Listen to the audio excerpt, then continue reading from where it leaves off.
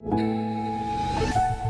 me disiez que même en primaire, en Suède, on a plusieurs professeurs et ils enseignent plusieurs matières. Est-ce que c'est vraiment un atout? Est-ce que, tout à l'heure, effectivement, Mathilde parlait de bricolage, éventuellement de religion. Est-ce que c'est le type de cours qui sont encore enseignés quand on est plus jeune en Suède? Et qu'est-ce que ça apporte?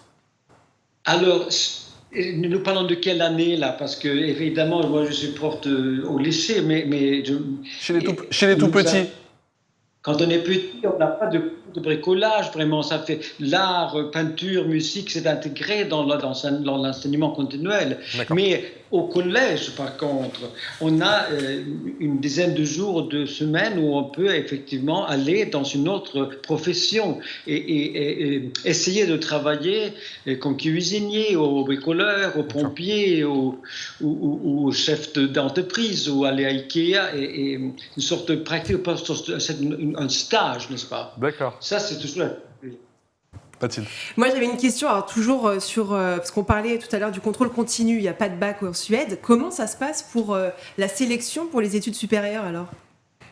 Alors, pour les études supérieures, pour avoir accès à l'université, ce sont les notes qui comptent. D'accord.